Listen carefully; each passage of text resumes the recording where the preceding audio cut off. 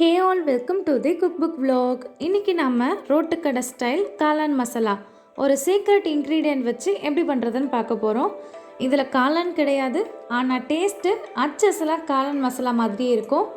வாங்க எப்படி செய்கிறதுன்னு பார்க்கலாம்.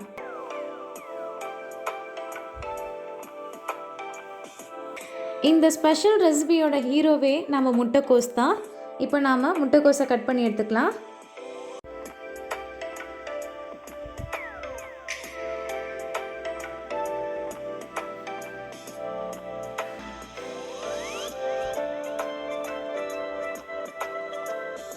முட்டைக்கோஸை நல்லா பொடியாக கட் பண்ணி எடுத்துக்கோங்க.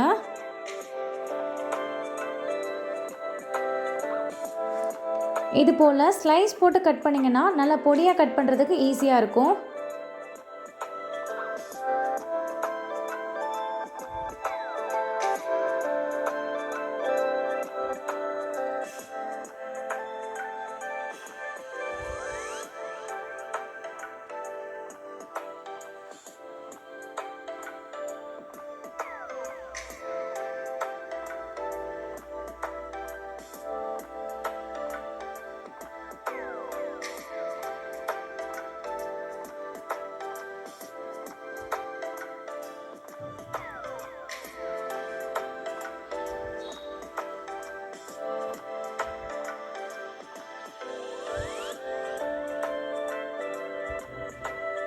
இப்போ நாம் எல்லாத்தையுமே நல்லா பொடியாக கட் பண்ணி எடுத்தாச்சு. இந்த அளவுக்கு பொடியாக கட் பண்ணியிருந்தால் போதும். இப்போ நாம் கிரேவி பண்ணுறதுக்கான வெங்காயத்தை கட் பண்ணி எடுத்துக்கலாம்.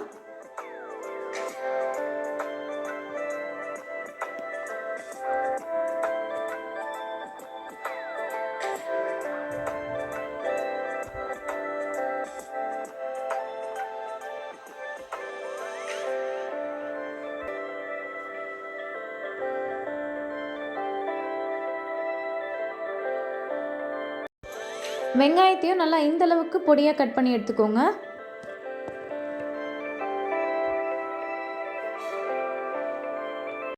இப்போ நாம் காளான் மசாலாவுக்கு தேவையான பக்கோடாவை ரெடி பண்ணிடலாம். அதுக்கு முட்டைக்கோஸை தண்ணியில் அலசிட்டு வடிகட்டி சேர்த்துருக்கேன்.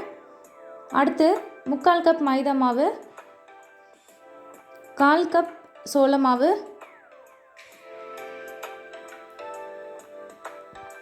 1 டேபிள் ஸ்பூன் இஞ்சி பூண்டு விழுது, 2 டேபிள் ஸ்பூன் தனி மிளகாய் தூள், 1/4 டேபிள் ஸ்பூன் மஞ்சள் தூள், 3/4 டேபிள் ஸ்பூன் சிக்கன் மசாலா, தேவையான அளவு உப்பு, கொஞ்சமாக ஃபுட் கலர்.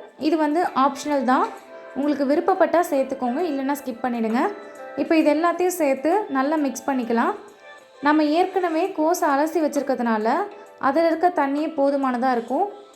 தண்ணி தேவைப்பட்டால் இது போல் தளிச்சிக்கோங்க, தண்ணி அதிகமாக சேர்த்துறாதீங்க. இப்போ இது எல்லாத்தையும் நம்ம நல்லா மிக்ஸ் பண்ணியாச்சு. இப்போ நம்ம மிதமான சூடு இருக்க எண்ணெயில் இந்த பக்கோடாவை போட்டு எடுத்துக்கலாம். இப்படி சின்ன சின்னதாக மாவை உள்ளே சேர்த்துக்கோங்க.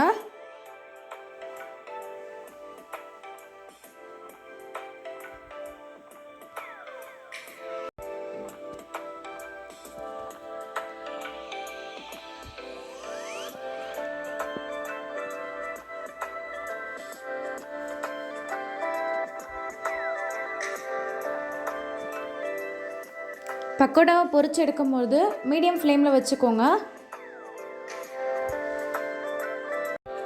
இப்போ இதை நல்லா 2 பக்கமும் திருப்பி விட்டு ஃப்ரை பண்ணி எடுத்துக்கலாம்.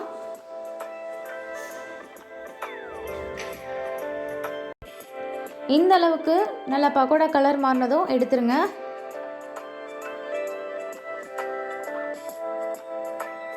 நம்மளுடைய முட்டைக்கோஸ் பக்கோடா ரெடி ஆகிடுச்சு. இதை நாம் இன்னும் சின்ன சின்னதாக இப்படி கையில் பிரித்து போட்டுக்கலாம். இப்போ நாம் கிரேவி பண்ணிடலாம். கிரேவி பண்ணுறதுக்கு 2 குழிக்கரண்டி எண்ணெய் சேர்த்துருக்கேன். இதில் நாம் பொடியாக நறுக்கி வச்ச வெங்காயம் சேர்த்துக்கலாம்.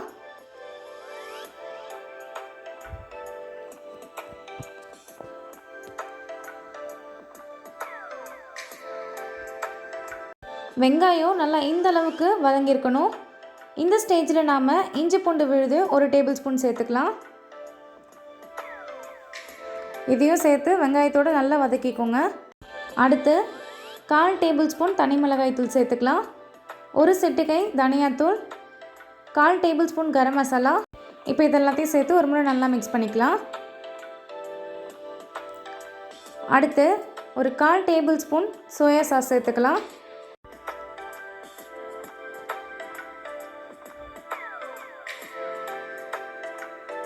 அடுத்து 4 டேபிள் ஸ்பூன் டொமேட்டோ சாஸ் சேர்த்துக்கலாம். டொமேட்டோ சாஸ் சேர்த்ததும் நல்லா கலந்து விட்டுக்கோங்க. அடுத்து சோள மாவை இது போல் தண்ணியில் கரைச்சி வச்சுருக்கேன், அதையும் ஒரு 3 டேபிள் ஸ்பூன் சேர்த்துக்கலாம். சோள மாவு சேர்க்குறதுனால கிரேவி நல்லா நமக்கு திக்காக இருக்கும். இப்படி நல்லா 1 நிமிஷத்துக்கு கலந்து விட்டுக்கலாம். அடுத்து 2 டம்ளர் தண்ணி சேர்த்துக்கலாம்.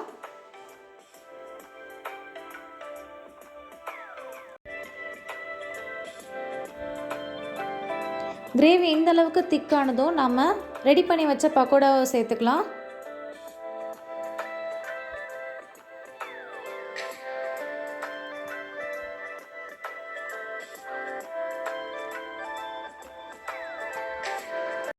பக்கோடா சேர்த்ததும் நல்லா இது போல் கிரேவியோடு கலந்து விட்டுக்கலாம்.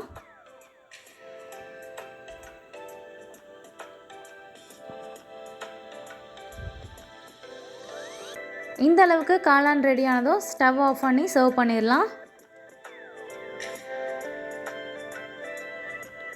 அவ்வளோதான், நம்மளோட சூப்பரான ரோட்டுக்கடை ஸ்டைலில் காளான் மசாலா ரெடி ஆகிடுச்சு. இதை நாம் சர்வ் பண்ணும்போது பொடியாக நறுக்கி வச்சுருக்கக்கூடிய வெங்காயம், கொத்தமல்லி, கார்ன் சிப்ஸ் இதெல்லாம் சேர்த்து பண்ணும்பொழுது அச்சசல் ரோட்டு கடைகளில் வாங்கி சாப்பிட்ற அதே டேஸ்ட், அதே ஃபீல் கொடுக்கும். அதனால் உடனே இந்த ரெசிபியை மிஸ் பண்ணாமல் ட்ரை பண்ணிவிடுங்க. ட்ரை பண்ணிவிட்டு எப்படி இருந்துச்சுன்னு மறக்காமல் கமெண்ட் பண்ணுங்கள். எப்போவும் ரசித்து சமைங்க, ருசித்து சாப்பிடுங்க. இந்த வீடியோ உங்களுக்கு பிடிச்சிருந்தால் லைக் பண்ணுங்கள், ஷேர் பண்ணுங்கள், சப்ஸ்கிரைப் பண்ணுங்கள். தேங்க்யூ ஃபார் வாட்சிங்.